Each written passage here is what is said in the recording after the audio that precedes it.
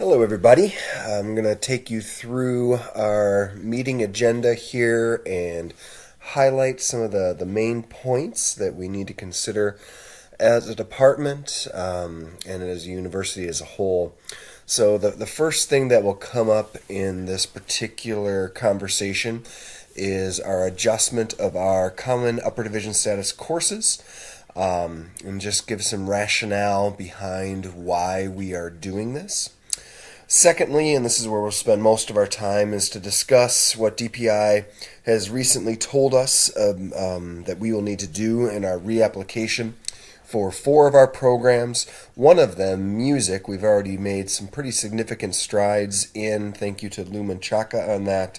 But the other 3 areas, we just have some new information that we were given that really helps us now to be able to move forward in ELA, science, and social studies. And then ultimately, the formal process that we need to go through with DPI is our new license program report for each of the 4 programs that have been impacted within secondary K-12. So, as we consider our adjustment for our UDS courses, I've been in conversations with many of you, both in respect to changing out of courses that you're currently teaching and moving into new courses that we have yet to create, but that we have a vision for. The first of these courses, we don't have a number for it yet, but we'll get that from the registrar. I have 300 as a level here. It could be 400 depending on what number is available to us. But essentially it's a planning class. This course will occur as a spring class or a summer class, and it's always intended to be taken just prior to the fall that a student takes Ed 370 and then also another new course. Ed 370 has always been analysis of instruction. I think we'll keep that course number and name, so that the second course will be primarily focused on instruction. It'll have a slightly different slant to it than the current course, but it'll be close enough that we should be able to make the case that it's essentially that it's similar enough to the previous course that we can keep that number. But then the third course will be a course focused entirely on assessments. So assessment for learning. This will again be taken concurrently with Ed 370 in the fall prior to student teaching. So a number of questions arise as we think about this. Why are we changing our current sequence? How does it impact pre-student teaching? When will these courses first run? And then what does this actually do for student teaching? So big picture. What we noticed from our student teachers is that EdTPA simply is too much during student teaching. Student teaching is already one of the most challenging and rigorous and complex experiences that our candidates have, and then we throw EdTPA on top of that. And so we need to change the sequence of our courses to better suit them. And so another element that we notice is that our candidates need to learn how to lesson plan much earlier in the program. Currently, they're first really doing their main lesson planning experience in the fall prior to student teaching. So by creating this new lesson planning course that occurs in the spring or summer before senior year, our students will be much better prepared in how to create plans that really meet the specific needs of their learners. So that's a major thing that came out of our what we've learned from our candidates. We also want to get more field experience for our students prior to student teaching, and so we're going to expand on pre-student teaching. I'll talk about that here in a moment. And then in the new sequence, we'll have a larger emphasis on creating quality assessments. Feedback we've been getting from our candidates is that they feel underprepared in terms of creating a variety of kinds of assessments, both formative and summative, formal, informal, and so we'll create a course that accomplishes this. So how does this affect pre-student teaching? Well, within Ed 370 and our new assessment course, we're going to give significant support towards pre-student teaching, and we're going to actually expand it to be at least twice as long in length. Currently, it's about 2.5 weeks. We'll go to at least 5 weeks, kind of ironing out the fine points of that here still. But this will allow us to actually implement EdTPA during this fall semester with coursework as support. And we can talk more about that in detail at a later time. Ultimately, these new courses will run very soon. So Ed 370 and then its counterpart, the assessment course, will run as in their new structure in fall of 2019. It looks like Stacy Gray will teach Ed 370, so that was the course I used to teach, but she will now be teaching that course, and then I will take on the new assessments course.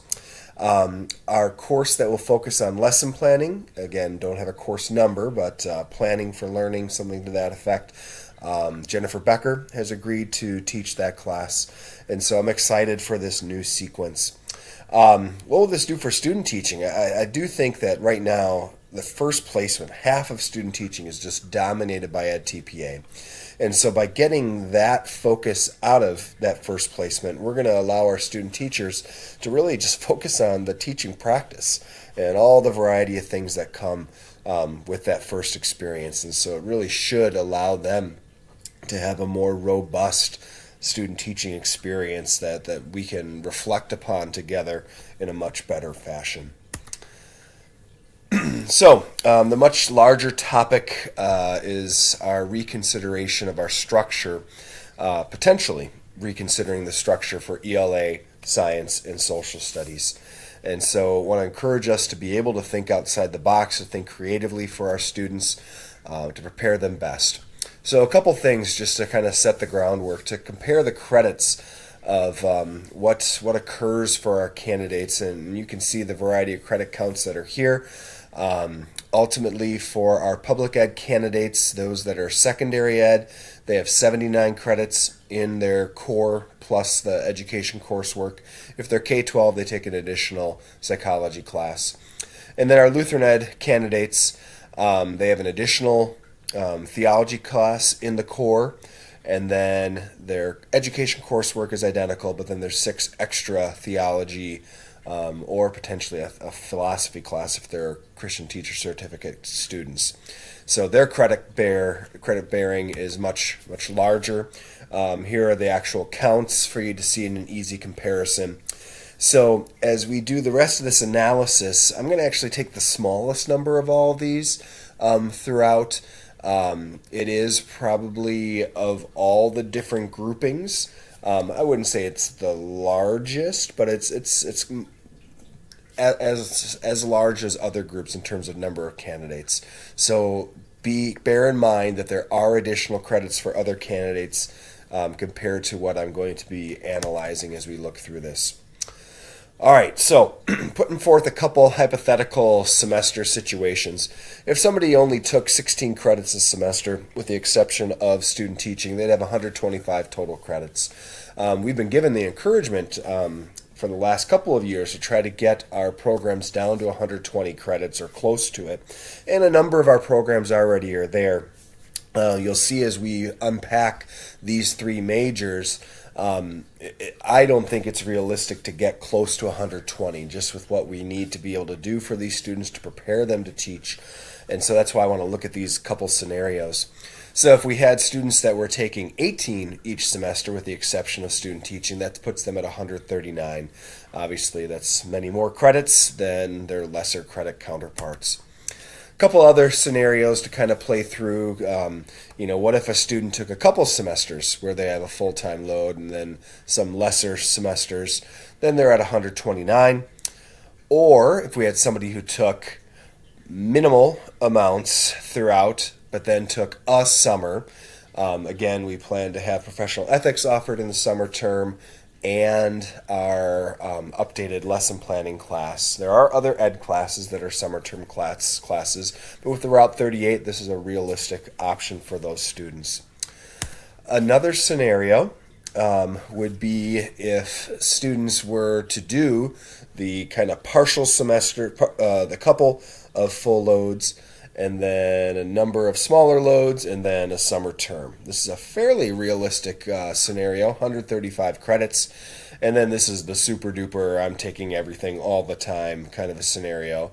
151 credits, and we just can't go there. That's not realistic. So, with all that said, here's kind of one big question. Is 130 credits realistic? So if you were to go back and look at some of those scenarios, it's kind of the middle ground. And so if a candidate is public ed, 130 credits minus the 79 credits from the core curriculum plus education coursework would leave them with 51 credits for their content area. So currently, in Broadfield Social Studies, if an individual did the history major, which they have to, it's the history ed major, and the social studies education concentration, that is 51 credits exactly. But with that social studies concentration, they are getting a very small amount of particular areas. They could potentially just do 3 credits of sociology or 3 credits of psychology with a slight emphasis in some of the other areas. The English education major currently is 42 credits, and the Broadfield Science, there are 2 different strands. Currently, as you look at both of them, it's right around 49 credits. So the reason we need to think more deeply about this is that there are going to be some more substantive changes. So currently, with the way that it's structured, our candidates are taking either a full arts and sciences major if they elected to, or an abbreviated version that has more of a, we would call it, for instance, English education. So just food for thought, part of our conversation for our upcoming meetings is, could we consider a structure where we looked at identified minors to be connected with these particular content areas, and then to bolster those minors with additional concentrations? So minors versus majors. And this is where we really need to get at the nitty-gritty. In the most recent information that we received from DPI, we were told that we need to prepare within each of these areas, social studies, science, and English language arts. We need to prepare our candidates to teach all content at all grade levels between grades 4 and 12. So that would mean that a social studies major, social studies program completer, would need to be able to teach AP history, econ, geography, political science, psychology, sociology. The reality is that we cannot, because of credits, we cannot equally emphasize all of these. We cannot do a full major or full minors in every single area. And as an institution, we don't have full minors in these various areas. So I've put forth 3 different options, just going on what we already have as an institution in terms of coursework. So if we were to have a history ed minor who then took 2 courses in each of these other social studies areas with 3 additional credits, because this would be that 51 credits, that could potentially, and this is where our conversation needs to go, does this prepare this candidate well enough? In some of my conversations with people already, they raise the point that when a hiring school hires somebody to be an AP history teacher, it really is on that school to also look at that student's coursework. So they could see this first student has more of this history background. Now, if that school wants them to teach AP geography, well, then they need to, that school has to make a choice. This student has only taken 2 classes in geography. We would be licensing them to be able to do that.